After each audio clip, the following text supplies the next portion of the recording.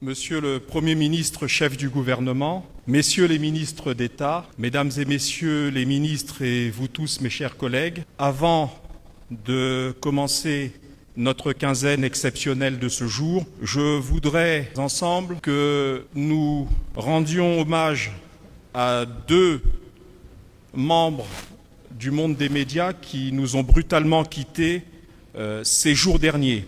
Il s'agit de M. Mesmin Mbouma, journaliste sportif à Télé Congo, et de M. Loïs Mbou, technicien à Radio Congo. Et je vous invite respectueusement, Monsieur le Premier ministre et Mesdames et Messieurs les membres du gouvernement, ainsi que toute l'assistance, à vous lever et pour que nous puissions avoir une minute de silence en leur mémoire. Merci. Messieurs les ministres d'État, Mesdames et Messieurs les ministres, et vous tous, mes chers collègues, chevaliers du micro et de la plume, fidèles du rendez-vous dénommé la quinzaine du gouvernement. La quinzaine du gouvernement a l'insigne honneur de recevoir ce jour son Excellence M. Anatole Kolinema-Kosso, Premier ministre, chef du gouvernement. Aussi, nous allons le saluer avec toute l'énergie et la chaleur de nos applaudissements.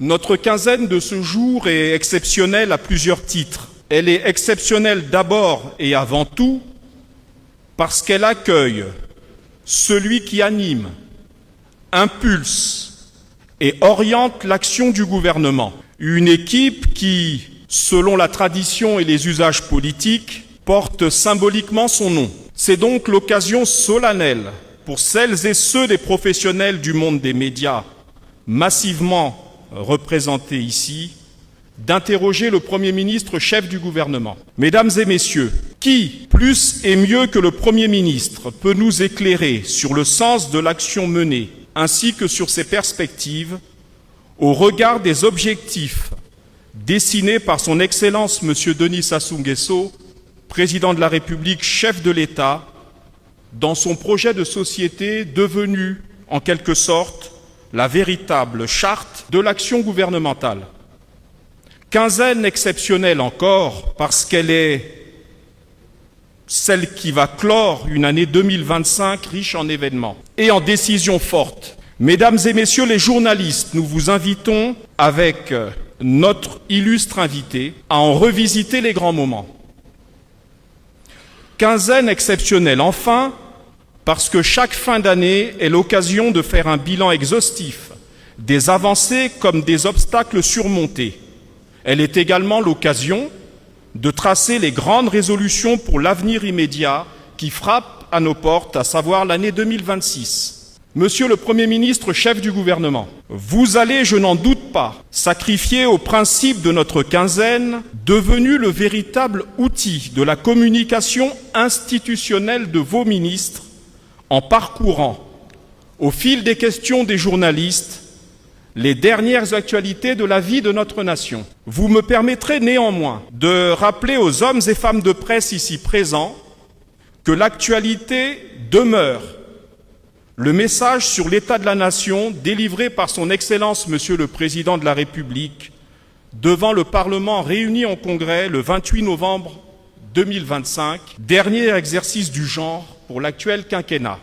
L'actualité de cette fin d'année est également marquée par la parution de 7 ouvrages distribués à chacune et à chacun d'entre nous ici et intitulés, je cite, « En toute transparence, 2021-2026, le bilan du quinquennat », fin de citation. La particularité première de cet ouvrage est qu'il rassemble la somme et fait le bilan des actions menées durant le quinquennat présidentiel qui arrive à son terme dans quelques mois.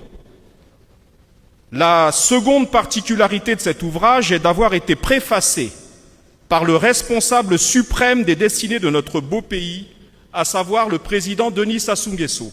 Le président de la République avait promis de rendre des comptes au peuple. Cet ouvrage le fait donc ici, avec la hauteur et l'objectivité qui caractérisent les grands hommes d'État. Vous me permettrez une citation religieuse, malgré le caractère laïque de notre État, Monsieur le Premier ministre.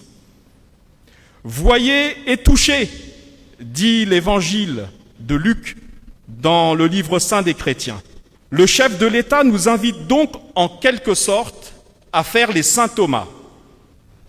Avec cet ouvrage, nous sommes donc appelés à voir et à toucher l'œuvre accomplie 5 ans durant.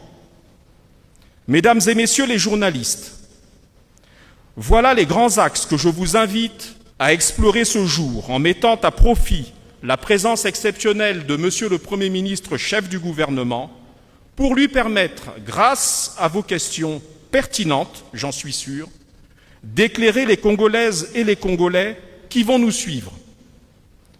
Monsieur le Premier ministre, chef du gouvernement, je vous invite à présent respectueusement à bien vouloir prendre la parole pour votre mot liminaire.